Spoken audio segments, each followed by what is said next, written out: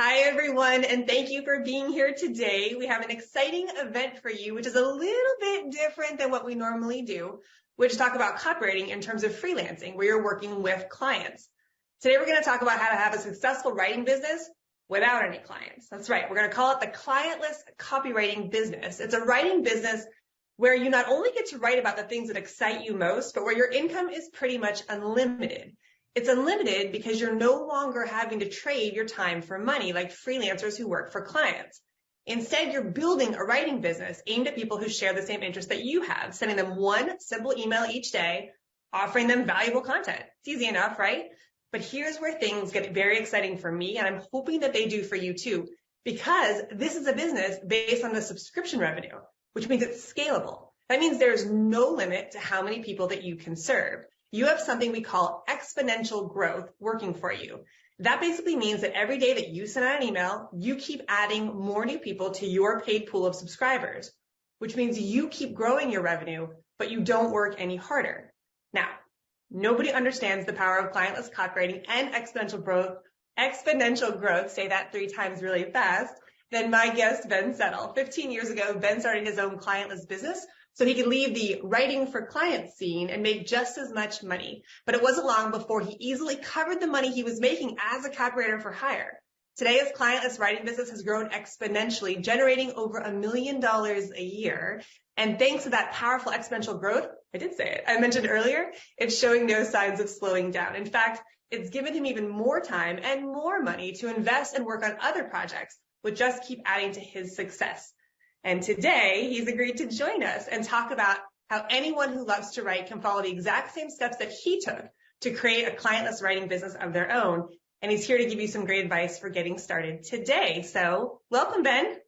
Thank you, Rebecca. I appreciate it. It's good to be here. It's so good to have you here. So for people who are not familiar with you, I would like to give a quick backstory. I mentioned that you worked for clients first, but can you touch on that? Like what brought you to this idea of why clientless and the fact that you did actually have a very successful career, an enviable career as a copywriter? Yeah, I had a lot of great clients. I mean, I tend to joke about how much I hate client work, and I do. Okay, I do hate client work. That's why I don't do it. However, I can tell you this. I mean, you'll never get probably as good at copywriting without having client work, without putting up with the frustrations that actually made me want to get out of it, which is kind of ironic, but that was what did it. It wasn't like, oh, I'm not making enough money or anything. It was just the frustration. I got to this point, and I think probably a lot of copywriters at a certain level will be nodding along with this. I'm almost positive. Just depends where they're at in the cycle of their career right now. But eventually you gain enough knowledge and enough experience, and you've seen enough tests, and you've done enough stuff on your own, and you just learn things. You know things. You've seen things over and over. You can discern patterns and certain markets and all that, and you just know what you're talking about. And then you get to this point where you're dealing with clients who you're spending more time, like literally more time, more pages of back and forth email, persuading them to do the right thing than actually writing the copy.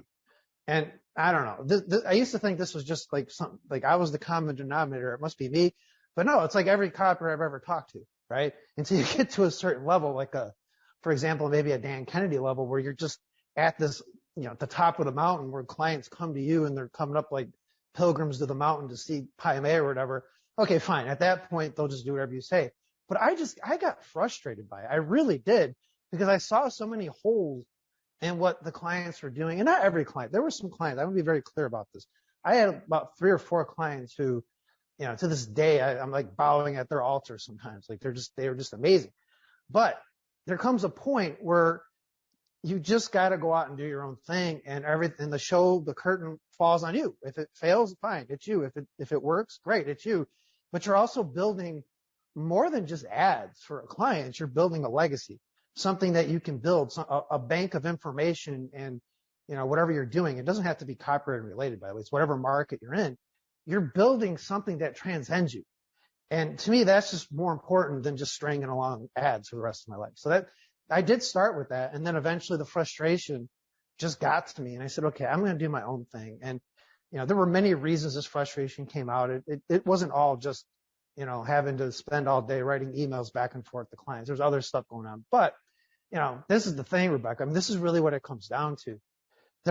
Most people in this world don't really want to have a business, right? They kind of need that structure. They kind of need the security. In fact, I'm not trying to pick on anyone here, I promise. I suspect there's many people I'm about to say in this listening to this. At the last boot camp I was at, actually. So this would have been like 2018. I specifically remember having many conversations with many different copywriters at Agora Financial, right? Great company, big company, all that.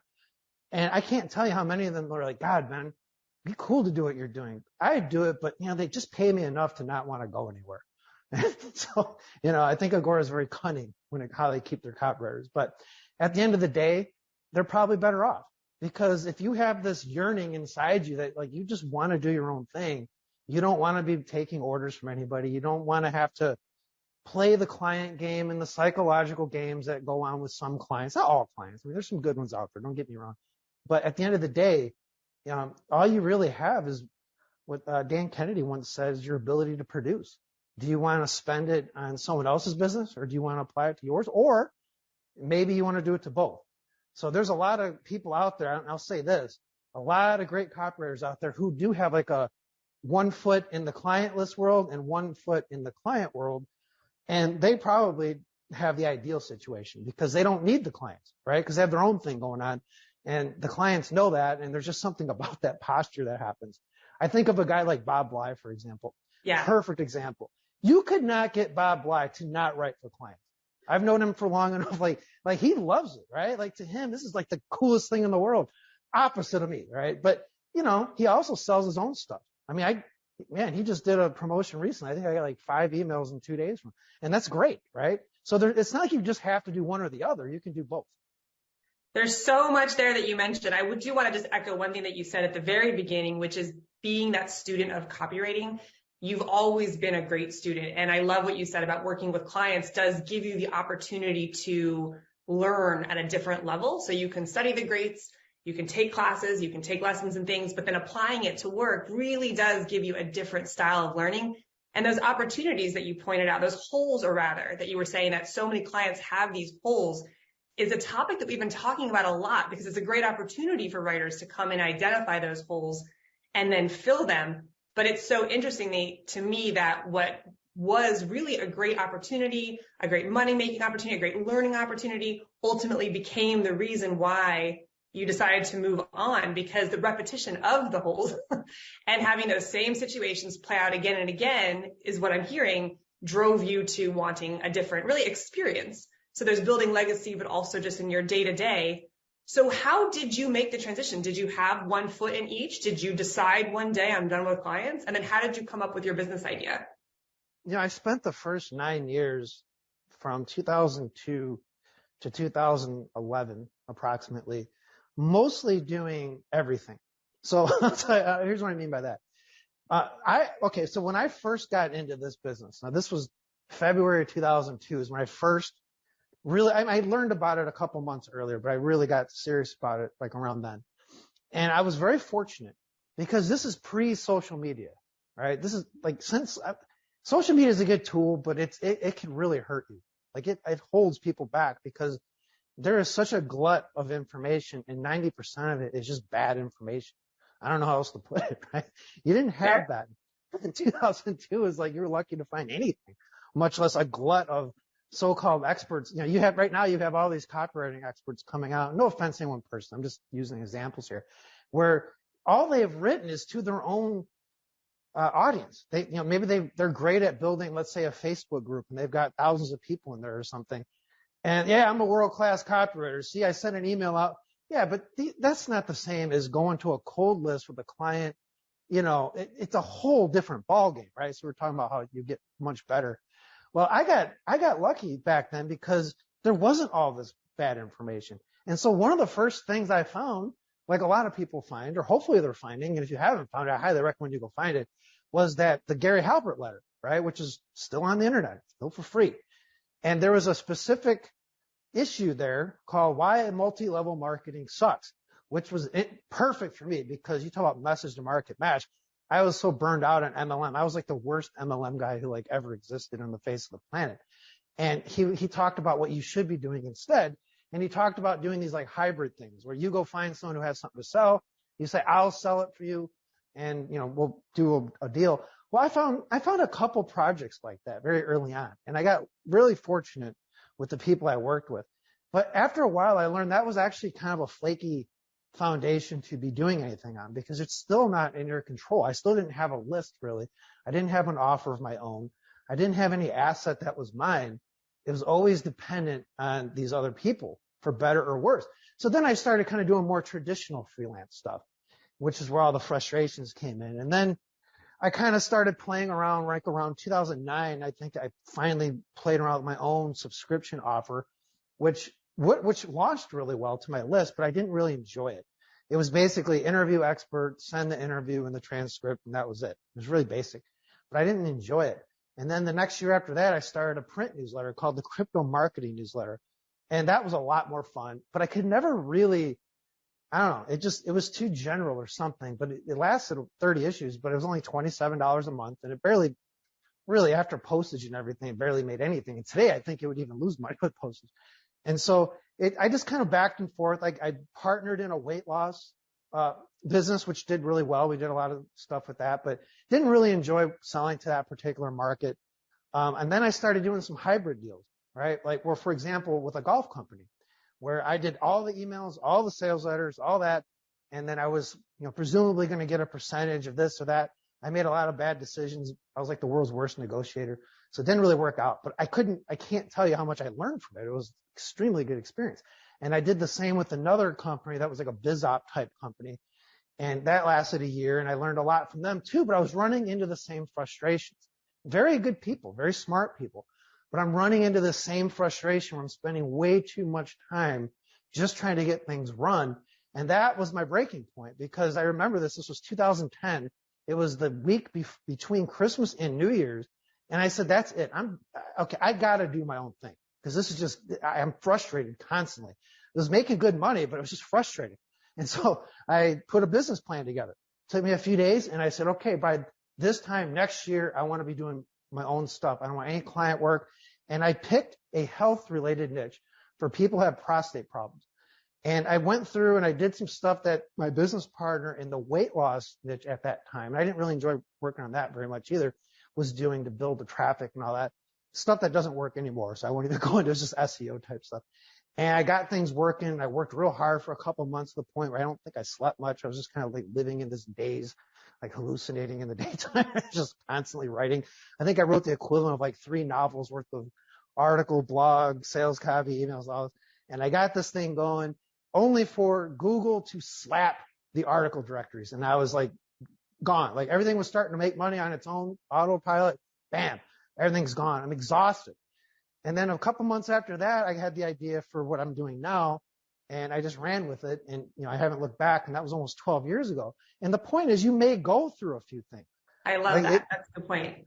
It is. Like nothing happens perfect. Like nothing, what do they say? Man plans, God laughs. I mean, that's totally what happens. So what's important is not what do I do, Ben? It's not what's important. What's important is learning the fundamentals and the principles behind how to build these things, which is not complicated, by the way. There is, and Rebecca, I've told you guys, there is nothing advanced about anything I teach on this. Like it's almost so basic, right? But what I've done and what I've been doing and, you know, honing all these years, even for my own offers, because I have multiple subscription offers and I own multiple businesses now doing this, and I apply the same principles, is you just want to follow the principles that are lined up with sound human thought, okay, like in psychology, and just do it work and just put it together. Once you learn those fundamentals, you can take it to any niche. It doesn't matter what product, niche, category, it's all going to work. You just have to learn it first.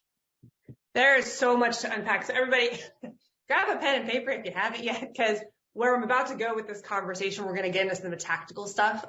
This might seem a little bit high level for some of you. If you're very brand new, you're getting some high level business building insights, and we're going to get even more. So if some of it feels over your head, that's okay. If you have questions, go ahead and ask them, but just immerse yourself in this because there's a lot to pull away from just even that one piece of an answer. For those of you who have questions about what a hybrid deal is, you're basically getting a fee and a percentage. So you might think of it like a royalty, a profit split of some sort, some kind of incentive.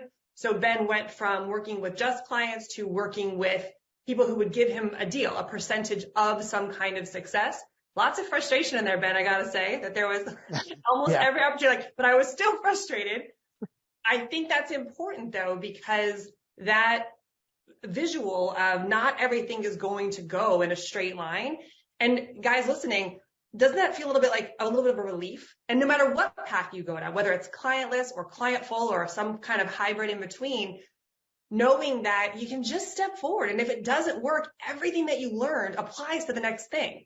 And that's what I've always valued in Ben being such a great student, is that he understands it's the principles that matter. It's the core, what you're doing. If you understand the basics, you really can apply them to multiple businesses. And I want to ask you that question in just a minute, Ben, of some of the other types of business. Ben's first one was on email, but he has other people that he's worked with through 10-Minute Workday and through his own stuff. I would like to hear a couple of other just opportunity paths so people can kind of see the depth of this opportunity to build this business for yourself. The other thing is just that, remember, everything takes time to learn. So Ben has been doing this, for over 15 years now. You get to leverage off of these conversations that you're listening to. If you go through programs like his 10-Minute Workday, you get to leverage from somebody who's actually done the things, failed, done the things, moved, done the things, tried this, done the things. It's very different than, to his point earlier, someone on social media just saying, hey, I'm a great world-class copywriter and I have this list, but I haven't actually done or tried to do all of the things. So really lean into conversations and opportunities like this, like you did today with people like Ben, who have experienced it and really played it in different directions. My biggest takeaway, Ben, though, again, was once I learn the principles, that I really can open up, whether I get frustrated with a business and I want to change direction, or I love the business and I just want to add something onto it. Can you name just a couple of other, just even themes of other clientless businesses that are similar to yours in different areas, different niches, different topics? Oh yeah. And I would just say this, this is the plight of the author, right? And it doesn't matter if they're authoring books or programs, like whatever it is, what we do, and any writer listening to this, you guys probably all nod along with this too. We write the books and we create the programs that we wish somebody else had already done. Okay. And so nobody had done, to my knowledge, what I'm talking about as far as putting it all together in a way that makes sense, right? A lot of people have to learn the hard way. I learned the hard way. So, I don't mean to go over anybody's head or anything. If I am, just rein me in. But, yeah, I mean, for example, there's I was thinking of this one guy who I hear from probably once or twice a year. He's one of I don't know if he is a 10-minute workday guy. I think he is. I can't tell you for sure, but he doesn't even use email. So what he does is take the principles. Okay. And this goes back to the principles, and he just applies it to YouTube, right? Whatever his business is. And I forget what he even does, but whatever the business is, and he does some 6 figures a year, and he goes, Ben, I don't even send emails. I just use YouTube. And I actually have another customer does the same thing. He says, Ben, I sell to these younger guys and I teach them how to rap. Like, he's a rapper and he teaches them how to rap because, they don't want emails, but I just take what you do and I just apply it to YouTube and video, not just YouTube, but probably lots of other ones too. And there's this guy from Spain. I just heard from him a few months ago. I think I even sent this to you guys. He's a 10-minute workday guy. And he's not even using it to build his own business or anything. He goes, no, I just use it on my client stuff. He's like, I want to do my own, but in the meantime, we just did this big launch and I just took what you teach about launching. And it's not like I'm teaching anything complicated. Let me be very clear about this. It is not complicated. It's very simple, but simple does not mean easy. Just be very clear about that. Like I said, these things may not work the first time out. I don't know an entrepreneur on the planet who didn't fail multiple times before they did what they were supposed to be doing. And sometimes through multiple different types of things. That does not mean that has to happen to anyone listening to this, quite frankly. You may hit it out of the park the first time. You have to understand these things are always in transition. Do you have a love of direct response marketing? If you do, none of these things are going to matter because you're just going to, transition from one thing to the next. You're just going to go with what is, and you'll be fine. You know, there's a lot of things that come out of just doing client work. You're like, God, I could do better than this client. You know, they're in this XYZ market, but look at all these things they're doing wrong. I could do this, right? And it's not like, oh, you're trying to take the client out, but you're like, that could be a joint venture partner. You know what I mean? Like there's things you start thinking strategically. And I know you didn't ask this, Rebecca, but I might as well just throw this out there too. A lot of this comes down to teaching yourself if you're not naturally like this. And most people are not. I was not naturally like this. Think more like a strategist and less like a tactician. Anybody can string benefits together and write a sales letter. Okay, really. I mean, I'm not trying to downplay what we all do. I'm just saying at the end of the day, it's a sales letter is a sales letter is a sales letter. Okay, it doesn't really matter. Like direct response has not changed at all in over 100 years as far as that goes. What does make people stand out more and make this process go a lot better is if you start thinking strategically. So in other words, you do one thing for one client, that may be content, a story, fodder for something for later. I mean, you just don't know. And that's my whole point. You want to start thinking the long game and not in the here and now. Like, oh, I need to start this clientless copywriting business. Well, that's fine. But that's not really what the important thing is. What's important is, do I have the knowledge and the principles? And if you do, you can do it. You can do it whatever you want. And you're going to find that one market's no different. Like I said, I was in the weight loss niche. Now I can tell you, I am not, you guys can believe this or not, okay? You can't see me right now. I could have a fake picture up for all you know, although I'm pretty Googleable, easy to find. It's but you, I can vouch for it. My point is I'm not an overweight female, okay? But that was the market, right? Now I can tell you, I had the same principles I used to sell what I do now, or my software companies or anything else, I did to that, and we did it very successfully. So you don't even have to be like this master copywriter or anything. You just got to know principles which give you leverage, which give you options and confidence, which is just going to snowball on itself. So I know that was kind of a little bit of a sidebar, but it's very important that people understand that. I think of guys like Kim Krause-Schwalm, for example. I met her at a Brian Kurtz mastermind, which is, I think that was we also hung out at the 2016 AWI bootcamp. And I was just kind of trolling her a little bit because we were sitting next to each other, and I troll her about politics and stuff. And, she trolls back and we have fun. And I said, why are you not teaching this stuff that you know? And it never dawned on her, right? Wow. Now she gives me all the credit for starting this thing. I don't know how big it's gotten, but she's out there, that's for sure. I'm guessing she's into six figures with this stuff. And, she has the principles down. She knew the principles from working with clients. So if you're working with clients, understand that is knowledge. That is on the job education, but it's also they could be doing this, they're not doing that. So instead of me walking around frustrated, why don't I just do my own thing? And you could do it on the side while you're still doing client work. Just treat it like any other job. You don't leave a job until, you're ready, right? Why not do both? I just like that phrase though too. Simple does not mean easy. So there is actually work to be done. And the idea that you're going to fail. Mark Ford always talks about this theory of accelerated failures. When starting anything new, you're going to fail the most at the beginning. And the idea is to fail as fast as possible, learn those lessons and move on, because the weight of those lessons that you learn from the mistakes will carry forever. And those are the ones that are just in you that you can apply without even really thinking about it anymore, because you really know it on that deeper level. Can you explain quickly? So we talked a little bit about business topics and things, but before we move into kind of how we get started, can you quickly explain the revenue? How does the money work? So I'm like the whole subscriber piece of it. For anyone brand new to this, what is the business itself? Well, I mean, this is just, again, there's nothing new under the sun, right?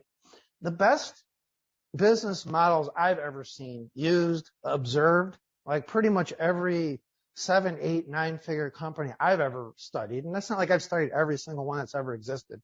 But in the direct response world, the backbone is always some kind of subscription offer. Some people, and I was a slow learner on this myself. I just had to have it drilled into me for 6 years before a light bulb went on. I said, yeah, they're right. And, here's an analogy I use, and people who are into working out will probably get this pretty easily. And, even if you don't work out a lot and you don't really follow that stuff, it's okay. I think the analogy will still make sense.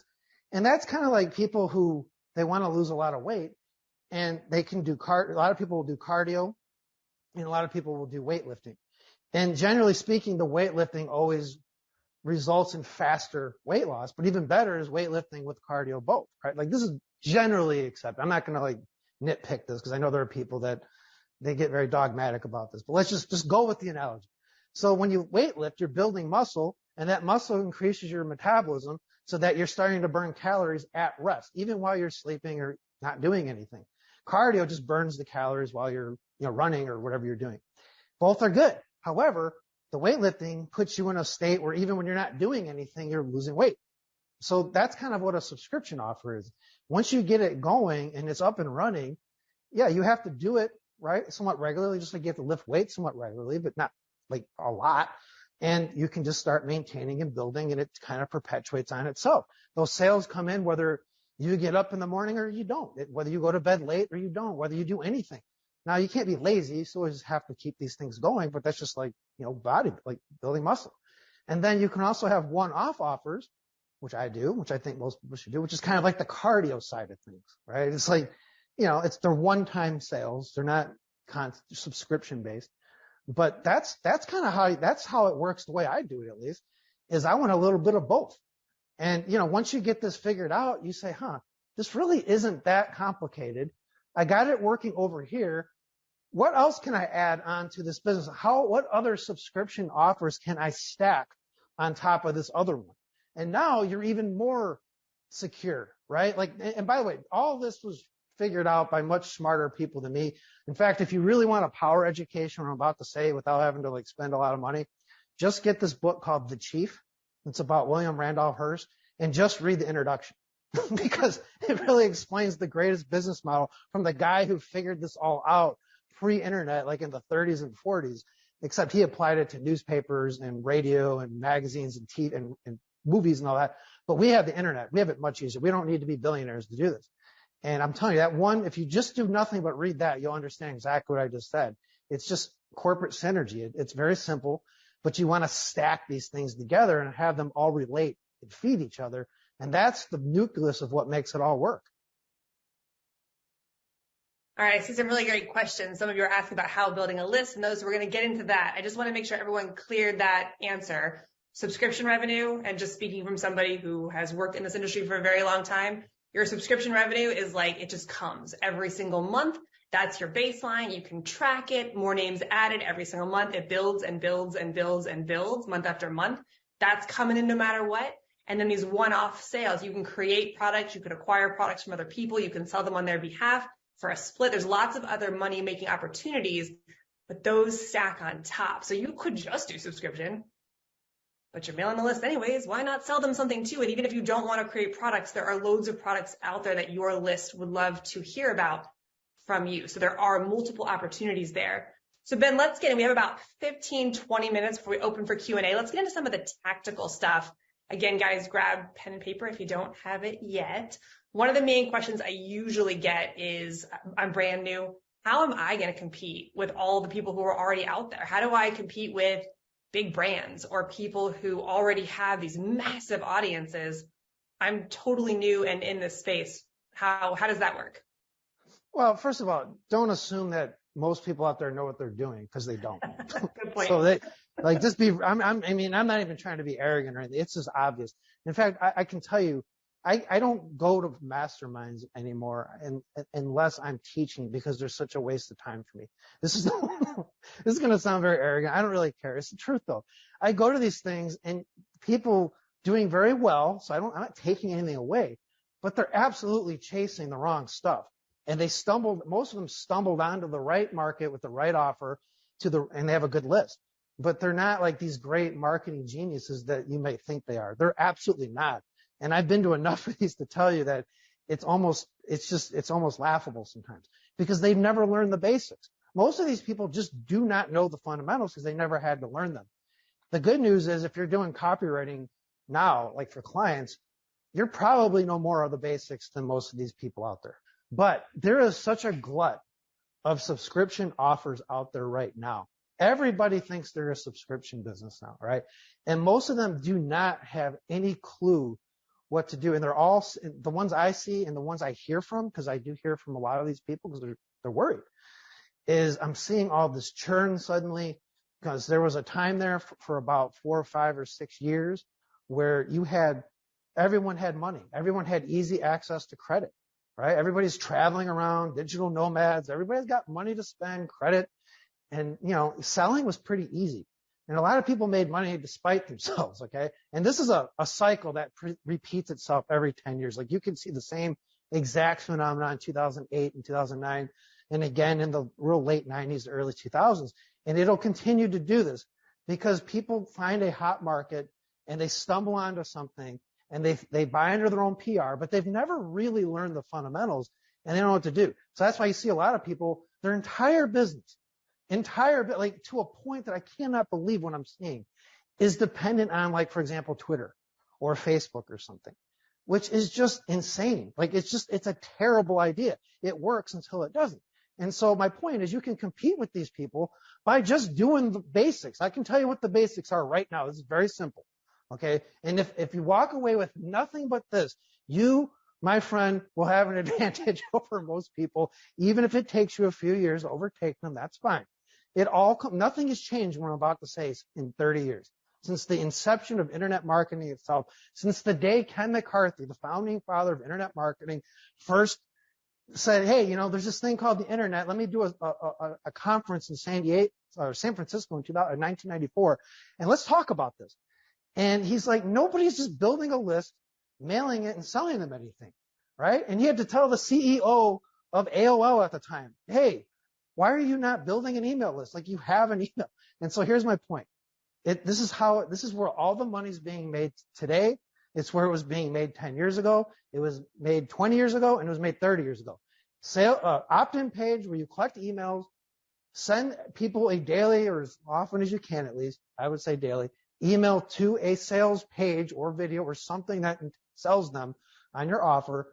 And then when they buy that, you sell them something else. If you did nothing but that, I promise you this, if you do that just for 90 days and you have the right offer and you start really taking this seriously, you will see that this is not nearly as complicated. You don't need to screw around with all the algorithms. I mean, this is a thing, Rebecca. Everybody's trying to chase algorithms now. Screw all that. Build your own email list, and you can make the algorithms chase you, because once you build the email list, you can send them to your YouTube or your iTunes or wherever. And the algorithm starts chasing you because you're sending engaged people there. So, I only say that for people who really want to use these other platforms. I really don't. But the point is that email list is everything. You own it. No big platform can take that away from you if you export it and save it. And then you can just plug it into any email ESP, email service provider you want. It all starts with building an email list, mailing it daily, and then selling those people something else. You start with that. Now, that's the beginning. That's the first step. But it's like this analogy I heard many years ago. When you get there, you'll see further. Okay? Just get to that point. Just start that. Find something that frustrates you. Okay? Something that, a wrong you need to right that just bothers you, that you see going on out in the world, and something that people are buying a solution for. Okay? And don't worry about the competition. The fact that there's competition is good news for you. That means there's people buying this stuff. Build your own list. Build your own sales page. Mail that list. Okay? Even if you're only adding 1 or 2 names a day, that's okay. Just mail it every day using the principles that work. And I can tell you, you almost cannot fail. I don't care how big you are right now. I don't care how small you are. I started with 0 brand. Rebecca, I started in 2002 with -0 brand. Like -2. Okay? It's like negative brand. Nobody knew me. All right? And it's a process, and it'll take time, but this is the long game. But you start today. And if you just do that, all these worries and anxieties about competition will go away. And in fact, you might find that you can even joint venture with some of them. And that's very exciting too, because you don't have to create all the offers yourself. All right, I have about 17 people asking me about building a list. So I'm going to get to that 1 second, guys, but just writing down what he said, building a mailing list, which we're going to talk about next, mailing it daily and selling regularly to it. Those of you who are asking about the principles, that's structurally what the business is. But there are principles of, if those of you who are taking the 80-by method, principles of persuasion, learning how to write emails, learning how to write offers. Those principles exist in the copy piece of it also. But for those of you looking who are asking, but how do we learn it all fast? Ben has a program, we'll talk about it later, called the 10-minute workday, where it is kind of a fast dive in, take advantage of the learning curve. You've seen he's a great teacher. He understands the stuff on a cellular level, what he's teaching, because he has absorbed it so much. But the basics, I love what you just said, Ben, though, about build a list, mail it daily, just get to that place. And then the rest of the world kind of opens up, because it does take away this pressure of all the things that I've got to learn. The short first step is just building a list. So can we talk about that? How can I build my own list? What are some tactics for that? Yeah, obviously this is where it starts, right? And this is very important. And things have changed and they've come and gone over the years, but there are certain things that always work in principle, no matter what's going on. So I remember when I created 10-minute workday, I think I mentioned a site in there called easingarticles.com. And once in a while, someone, Ben, easingarticles.com is no longer up. They get all freaked out. And I'm like, you do know there are other article sites out there, right? There's Medium, okay? There's LinkedIn. There's all kinds of, some of the stuff you got to figure out. But the principles are, you want to, get as much content out there as you can. You know who wins this game? Now, this is really, if you're in the content creation, content marketing, content creating, or whatever business, here's how you win the game. And there's no way around this, okay? None. And this is how you win the copywriting game as a freelancer if you want to make the most money. And there's no way around this. Okay? Create more content than you do now, faster than you do now. That's it. Okay? Like, just do that. Ken McCarthy did this great video recently about this, where he's like, you just get content out there circulating as much as you can in as many places as you can. And it's like tentacles that go out into the marketplace. And some of those tentacles will come back and bring things with them. Now, that's one way to do it, okay? Now, I know that's kind of like one of these random ways, right? But that's like the bare minimum. You should be creating all kinds of content, right? There's so many. This is where the big tech platforms come in very handy. You create a piece of content. Could be an article, could be a video, could be a podcast, right? Daily podcast. I'm very big into mobile app technology for this, and that's why I bought a mobile app company, quite frankly. That's going to be that's going to like replace a lot of this, in my opinion. But it doesn't matter where. You create a piece of content and then you distribute it, you syndicate it through as many different medias as you can. And all that content should be designed from the start to bring people to your opt-in page, right?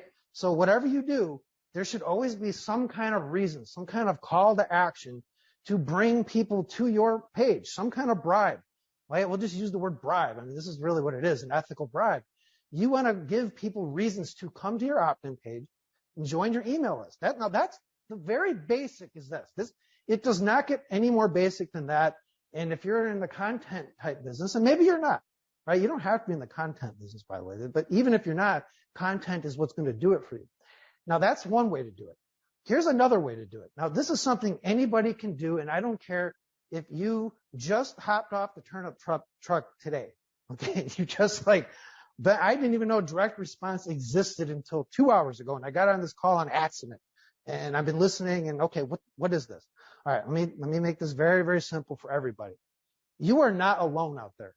There are more people like you if you're just starting out with little or no list than there are of people who do have big lists. Okay, this is an asset. This is something that people do not tend to take advantage of. They tend to want to compete with each other, which is just not a good idea. Now, assuming you have some kind of network, and if you don't, you might want to start building one, okay? I'm like the most reclusive guy. I'm like more reclusive than the recluse spider, okay? Like I don't ever go anywhere. I still have a network, okay? It built over many years, yes, but even when I was just starting out, that was the time to build one, okay? The social media makes it so easy, and I didn't have that when I was getting going, okay? So to understand that, you have advantages. Now, you go to your network, and you find people like you who are in a similar niche, similar industry, something where you're not necessarily direct competitors, or you could be, all right? I don't really look at it as competitors anymore. I think the age of I have competitors has kind of gone out the door now. People don't even buy necessarily because of the best product. They buy who they like the most, but that's a whole other thing.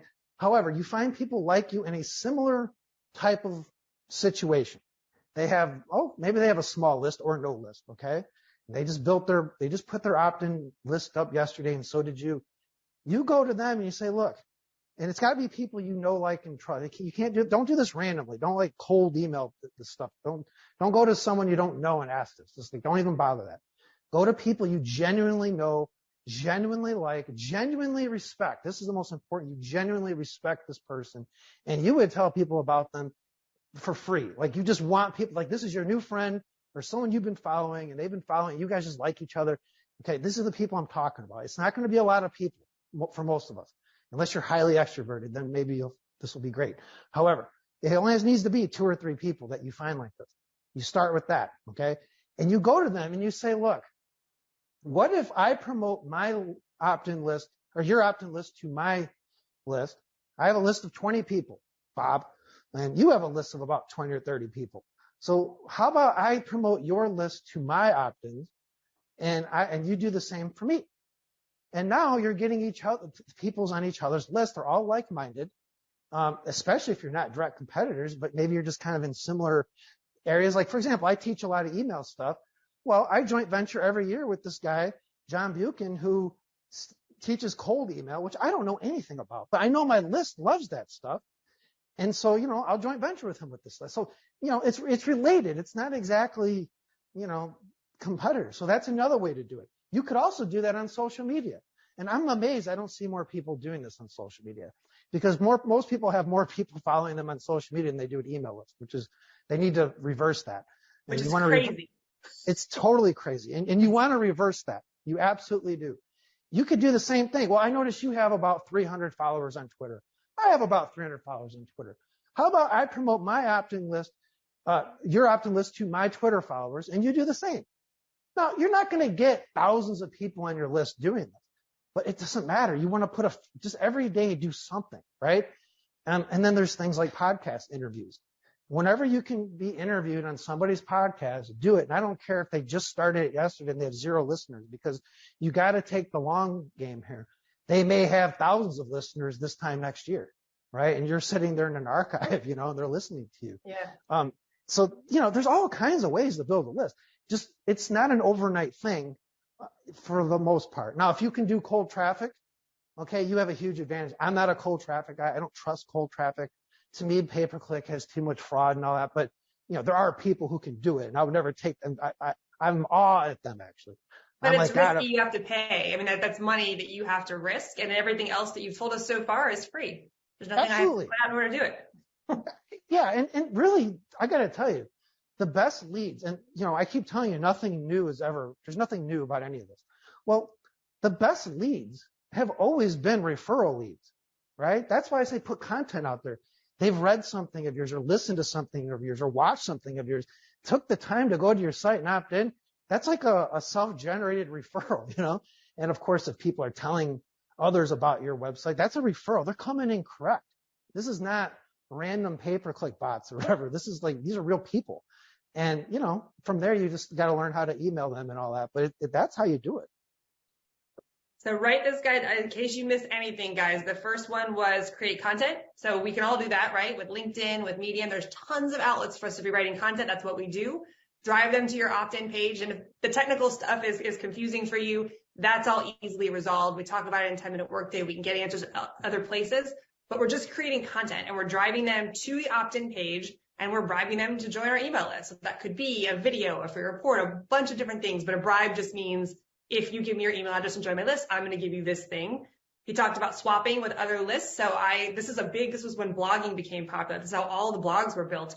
Yeah. Even though they were on competing topics, similar topics, they would just go to each other and go and blog post as a guest on each other's to be able to get traffic to their blogs. You're doing the same thing with your email list. You're writing your email list.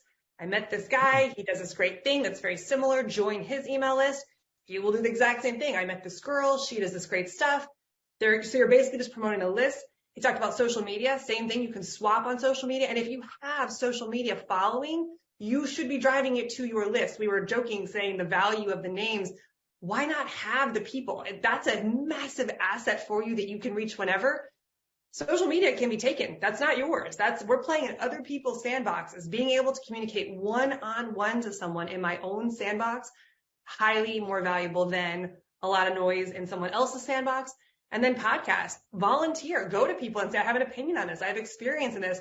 People who are podcasting in your industry, they're looking, they have to have a never ending flow of people to talk about. Come up with 3 or 4 things that you are passionate about in your topic and then present that. I'd love to be on your podcast. You talked about this. I have a different opinion. Or you never talk about this. I could bring insight into that. I happen to be someone like this. Those are massive opportunities for you to get in front of people, not only today, but to Ben's point, for years to come, because it's not about going out tomorrow and making a list of 10,000 people. It's one a day. If you can just drive one person a day and you're converting a certain amount of them into subscription, that subscription revenue is continuing to add as well. So the list building piece of it, it's not about hitting a big win really fast. To Ben's point, he said, do something every single day. Hashtag long game. We're worried we're thinking about this forever. Yes. I've been doing this for 21 years. I still haven't had that big day yet. So one of these days, Ben. Whatever that looks like, I would love it. But, you get some days that, okay, you had a big one. And there was one thing I forgot to say. Now, this is something that I think people will find very, very simple. There's no shortage of people out there in whatever niche and industry you pick who want you to be an affiliate for them. Please sell my product, right? And that's fine. You say, you know what? I'd be happy to sell your product and I don't want a commission. All I want you to do is send an email to your list saying that to join my list. That's a long game. That's good. And you will get, I'm telling you, if you do that with the right people, see, the thing is you have to just build yourself up as a respectable expert at something. At the end of the day, it really does come down to that. And this is like this guy, Jim Camp, world's most feared negotiator. He used to say this. Unfortunately, he passed away, but he was just brilliant. And he'd say the more effective you are, the more respected you are. So that goes back to the content creation and demonstrating your knowledge. And you will have people come to you. I'm telling you, sell my ebook, sell my new course, be a part of this. Okay, fine. If you send an email to your list about me and I'll sell it. All right.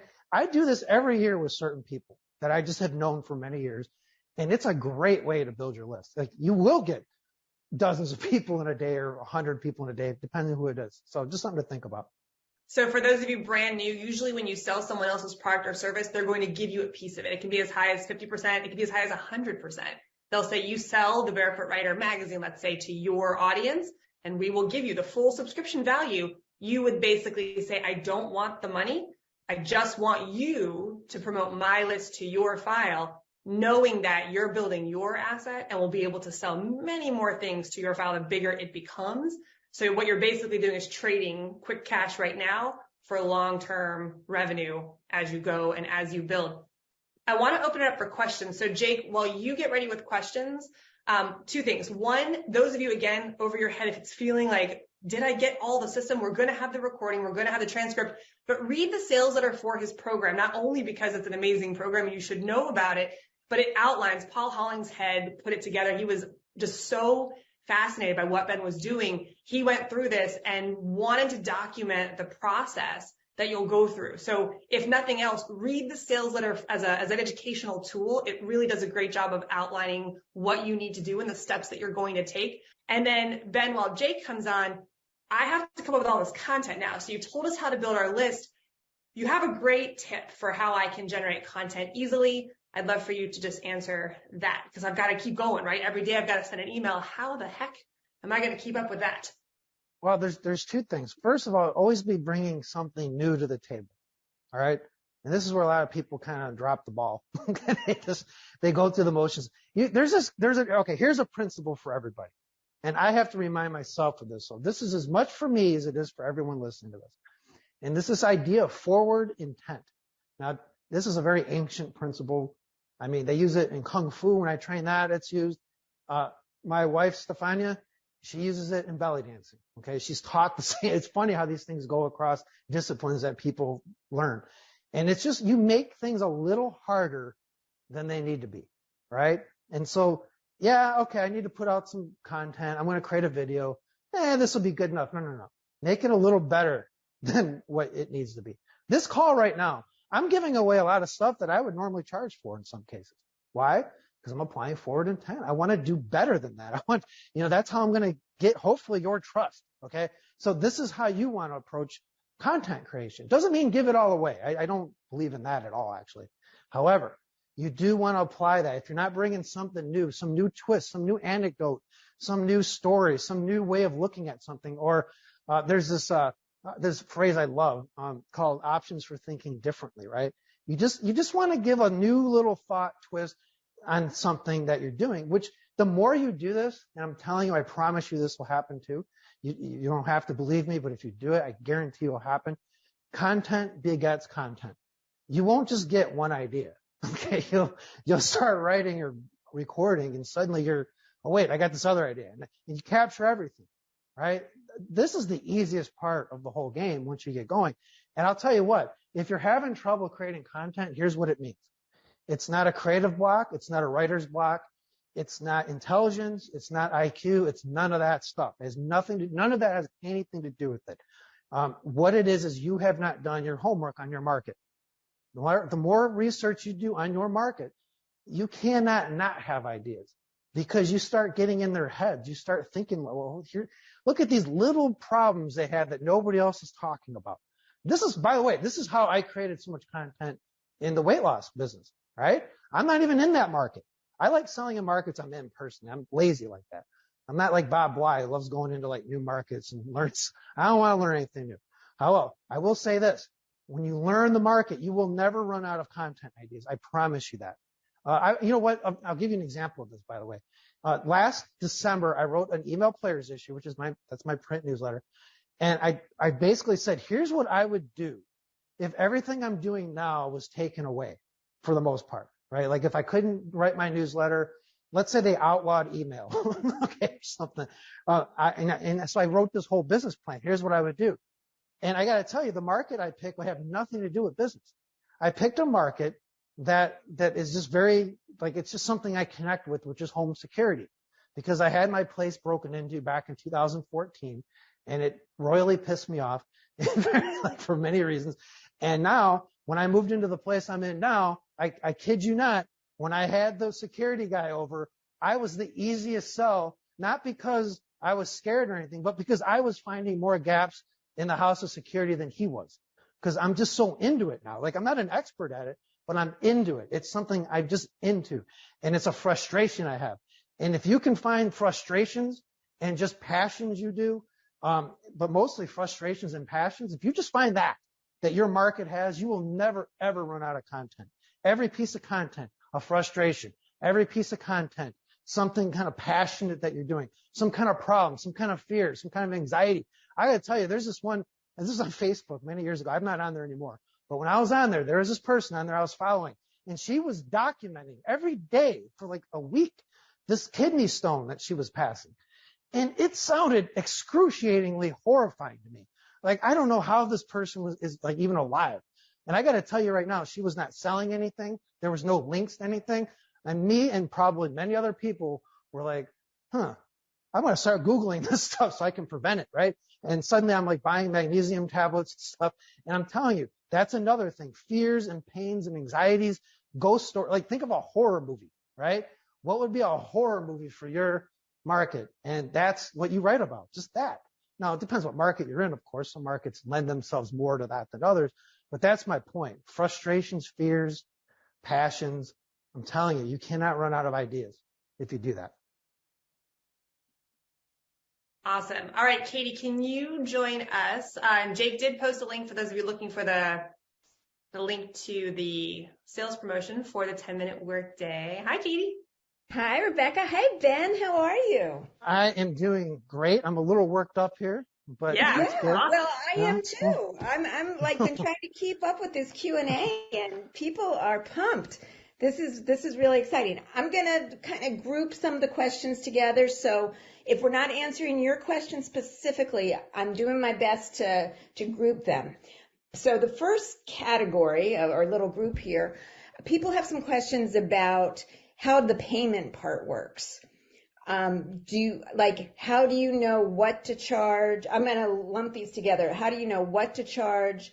What do you do if people stop paying? Do you have to have a special software? Like, what's all involved with that so we can let them know that that's not an issue they're going to have to worry about? Well, I mean, the ideal way to do this is to not use something like PayPal or Gumroad, or I don't even know if they do it on there, but like anything that's unfortunately anything that's simple and easy is like that for a reason.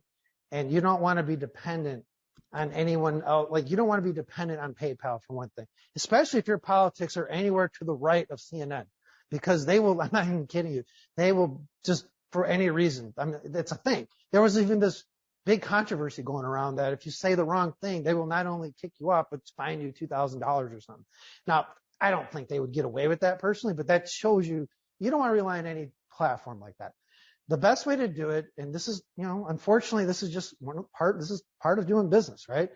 Is ideally you want to get real merchant accounts with real banks. Okay. There's plenty of them out there. It's not necessarily your local bank, but just go to Google and type in merchant accounts, or you'll find them. Mm-hmm. They're not that hard to find. Or find Glenn Livingston. If you guys know who he is, he can hook you up with one.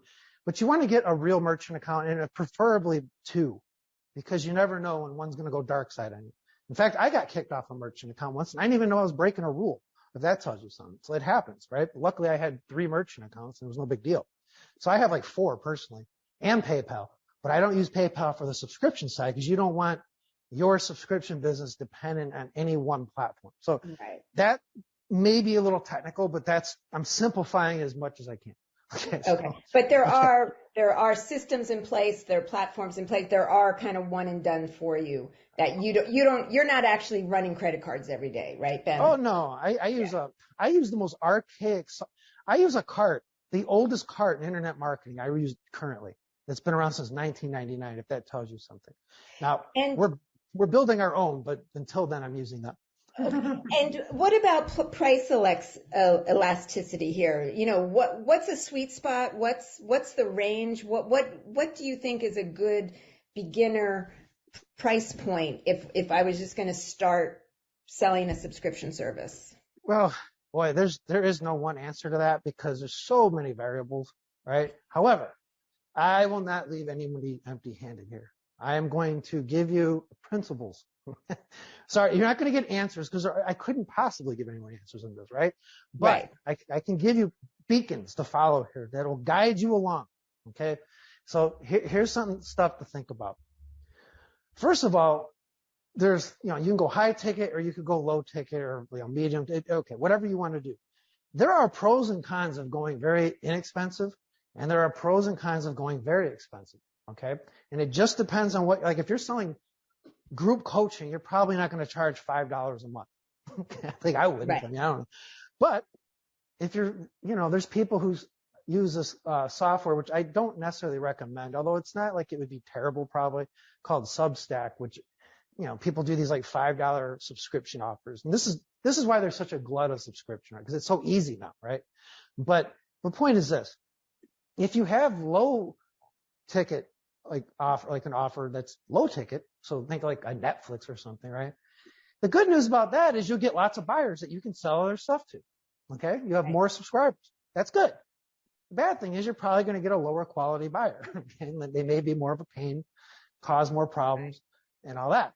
Or you can go expensive, $100 a month, $200 a month, whatever it is. I've been doing the same price, not because I did some magical testing or anything. I haven't actually. It's just at the time, 12 years ago, that made sense. Now everybody started copying my price and they're realizing it doesn't really work for them the way they thought it would, because you can't really copy someone's price. So, but that was a sweet spot for me. However, if I was starting over with something else, I talked about a different niche like security or something, right? I would literally host everything, would run through a mobile app, and I would probably even just charge like a little bit every month just to get them in as buyers, put them on a buyer's list, and then sell them higher ticket stuff that's also subscription, right? Like security systems and stuff, right? Like this is how you think. You got to think like 3 steps ahead. Now, as far as like, here's a guide for what to charge. And I don't care what you're selling. Okay. I really don't. It doesn't matter. For the most part, this guide will keep you on the straight and narrow, right? Lay it on. Now, and it's not an answer. It's just a guide. I'm very clear about that. You sell something at a price that's going to simultaneously get it consumed, right? But also not so, expensive that they can't afford it. So here's what I mean by that. If you sell something inexpensive, most people are not going to consume it, unfortunately. Okay. It's just people, nobody buys, don't buy inexpensive stuff, right? I'm not against it. I'm just saying they're less likely to take it as seriously as if it's higher ticket. Okay. Right. Like I use Gary Bencivenga's farewell DVDs, right? I bought that at the end of 2007. It was $5,000 and he didn't allow credit cards. So you had to earn the money. I had to take a client fee that I kind of needed for other stuff, put it on that. And I can tell you, I took that information a lot more seriously than if it was just free or $5. Okay. That was a big deal. And to this day, I listen to it and I consume it and benefit from it. Now, that's just how it is. But at the same time, you can't make it prohibitively expensive either, right? They got to be able to buy it.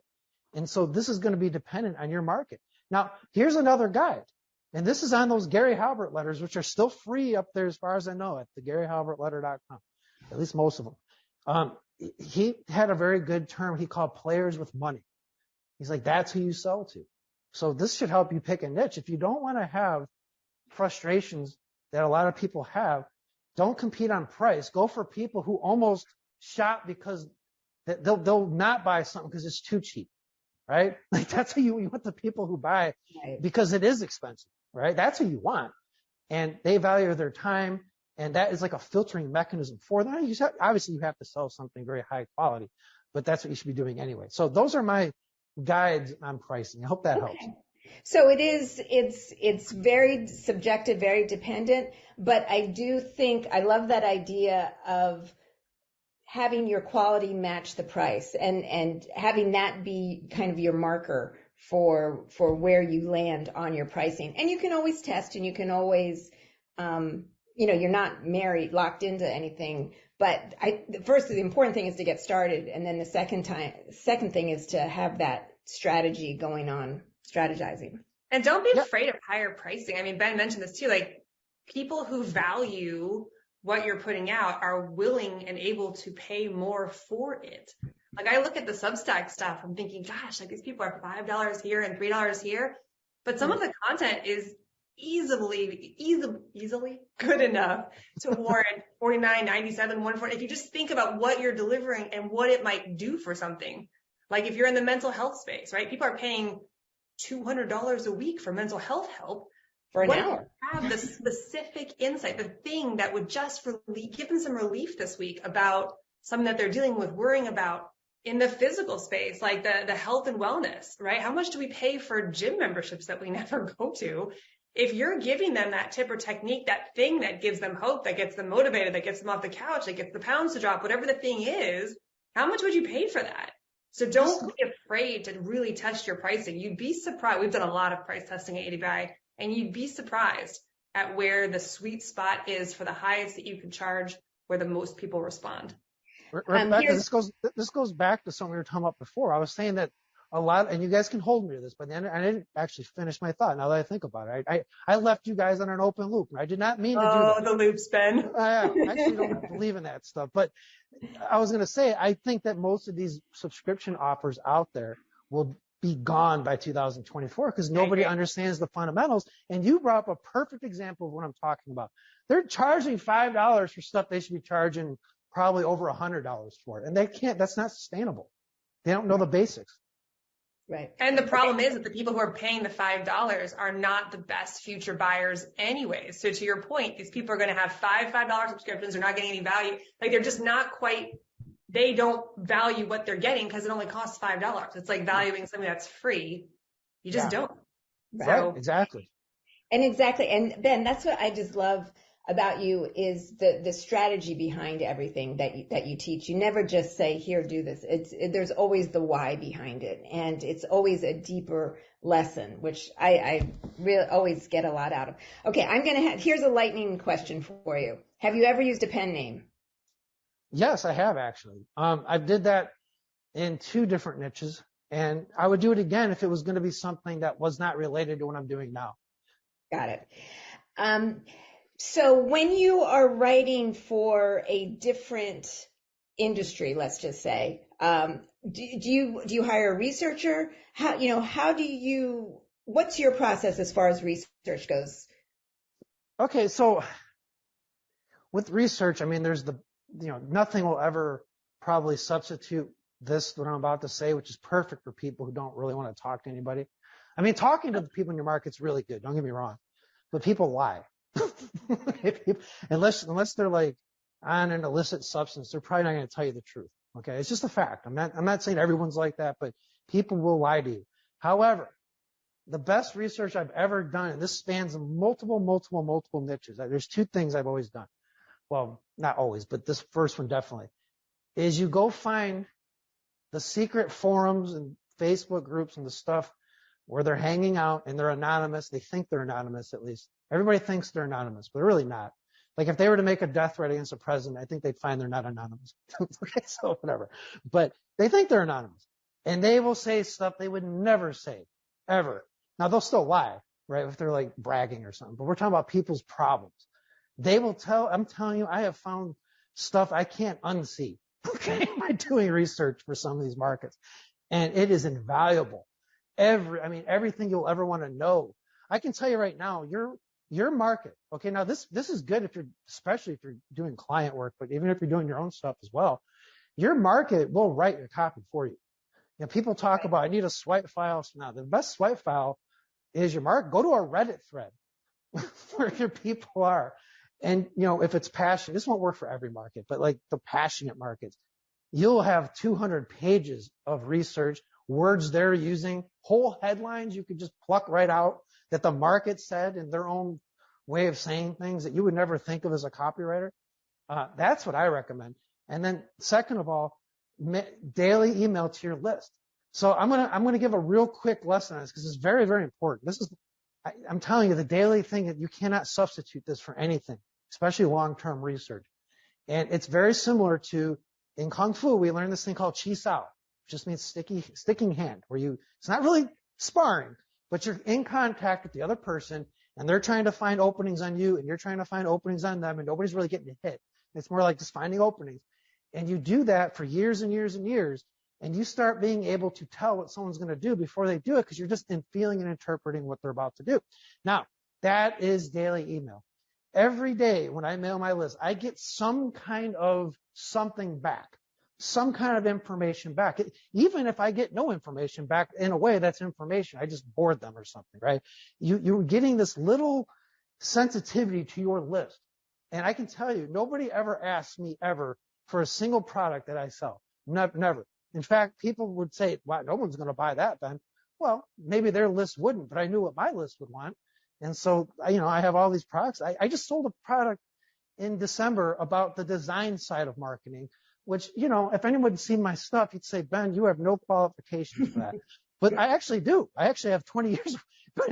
So I wrote a book about it, and it did double what I thought it was going to do because I just knew there were people that would be able to use it and would want it. So daily email, you can't substitute that. Can't substitute. There's so much behind that. The practice, the discipline, the feedback, all that stuff is so great. Ben, are you using any AI tools at the moment? I spend more time mocking AI than I do. I'm not against it. Let me be very clear. I'm not. I just know people. Really, it's no different than article spinning and swiping, right? It's like a calculator. But if you don't know math, the calculator doesn't do you much good. It's all about the input. That's what. Yeah. You have the fundamentals. It'd be great. It can be a great tool, but it's not the be all and end all. It's. Oh yeah. I would not say never use it, but make sure you know what you're doing. And I know people who can use it very well, but most people are just floundering with it. Can I ask this one question, Katie from Anu? As far as a 10-minute workday goes, Ben, is this for people who've already had a few clients, or can people just starting out jump in? Like, how far down the road do you have to be to get something from the 10-minute workday, or to be able to use?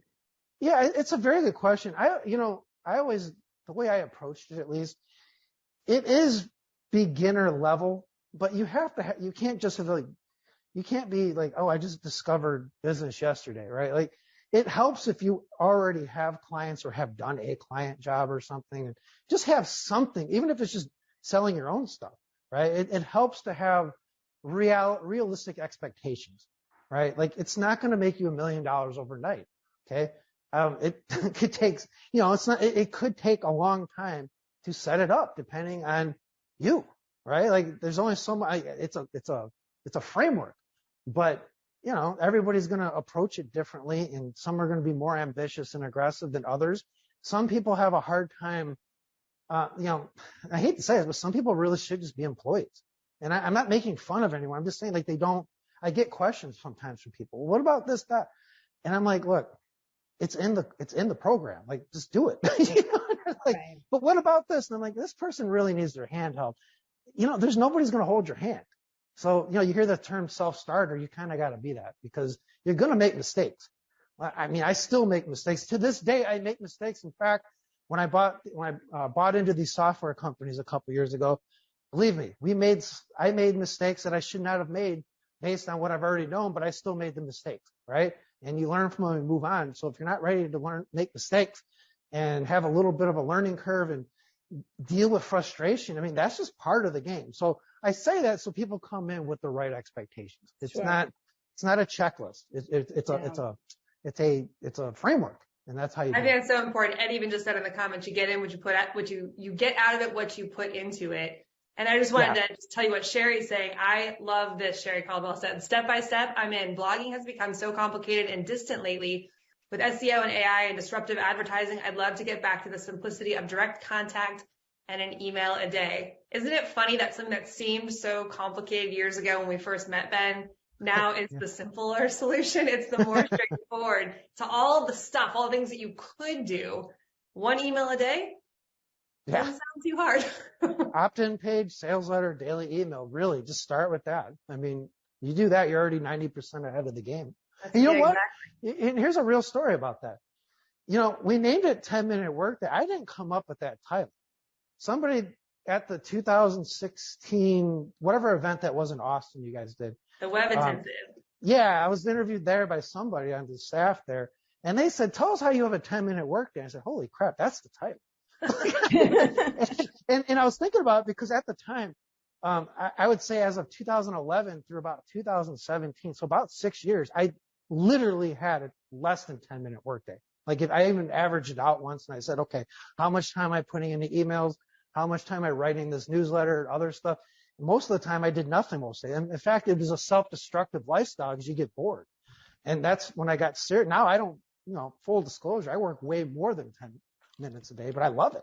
And you will too. Like that's the thing. It's like, it's fun for about a year. And then you're like, there's more to life. But then this becomes the fun part.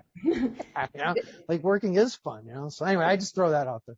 Exactly. All right. We have 2 more questions. Lumi's got a great question. I like the way she's thinking. She wants to know if she should get her email list built first and then sell a product, or work for a product and then build her list from there.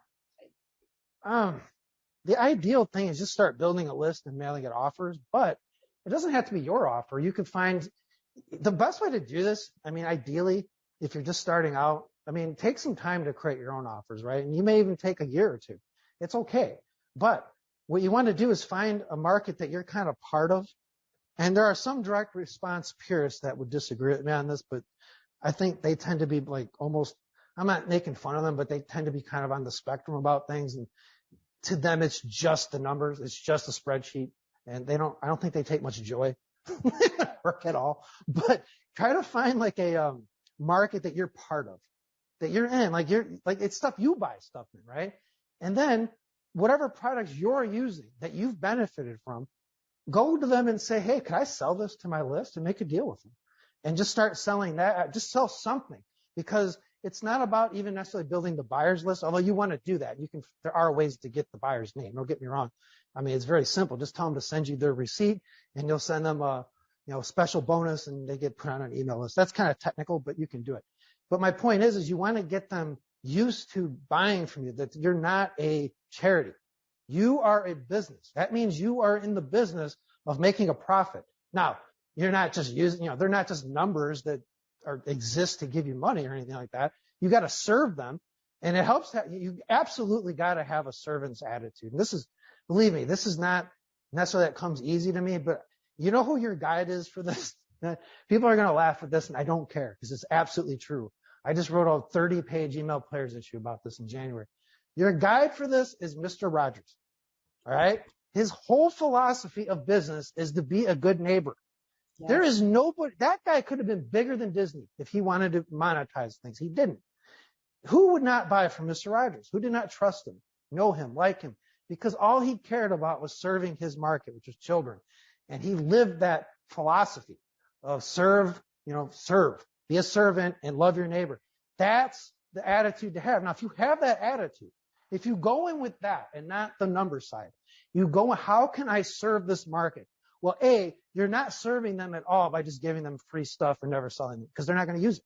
We already talked about that. However, if you show them something that will solve an urgent problem in their life, something that you use, that you have personal stories that you can tell in your emails, right? This goes beyond, oh, I'm an affiliate. Like, you're an advocate. No, I've used this thing. I benefit. Here's what I did with it. And, people, they resonate with that because it's real.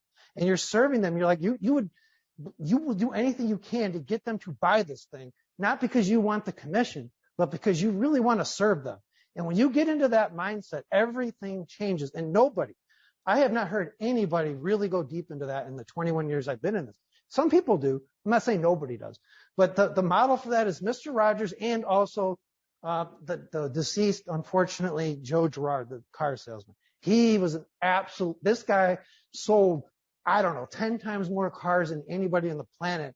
And he was not even that great of a salesman. Like, he was not a slick talker, I don't think. He just loved his customers so much that they wouldn't even think of buying from anyone else or letting their friends buy from anybody else, right? And that's the attitude to have. Well, on that note, Rebecca, I'm going to turn it back to you. And thanks, Ben. This has been so much fun. Oh, thank you. And I see just a couple more questions. So if we want to continue this conversation, let's go over to our Facebook group on Copywriting Insiders. We can answer more. Those of you who are asking about list building, Ben covered this in extensive detail, and I went ahead and posted it, the full long answer under answered, the 4 different ways that he shared. So definitely grab them. I recommend everybody read the sales letter for his program for no other reason than to grab the process or the framework in a very simplified, spelled out way. And then if you can do the program, do it. Like, what you'll get in, as Ed said, or what you'll get out of it is what you put in. There's no right answer to how fast it can work for you. I have been in this industry 19 years now, and I have seen people take years, and I have seen people take weeks. It really is who you are, what kind of self-starter you are. Can you get in? Can you do? Can you follow? If you do what he says, how much time you can put in, like, there's a lot of, will you make the decisions that need to move forward? The framework is there. It is proven. He has a unique style of teaching, but I will tell you, people who have been through it have come out the other side thinking it. Talk about like bowing down to the altar of. They are Ben fans for life.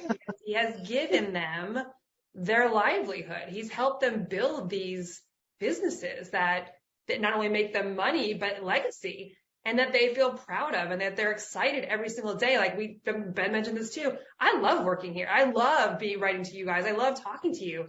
This lights me up every single day, and being able to write about and engage with and service people who are interested in the same thing. There's nothing better in this world. But I will tell you, in hearing this webinar today, I'm like, listen, I'm talking to Sherry on the side. Like, yeah, I'm going to go through 10-minute workday. I haven't been through it in a very long time.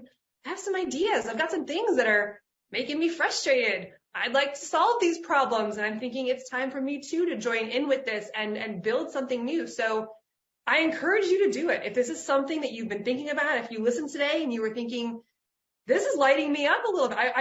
This is lighting me up a lot. I want to do this.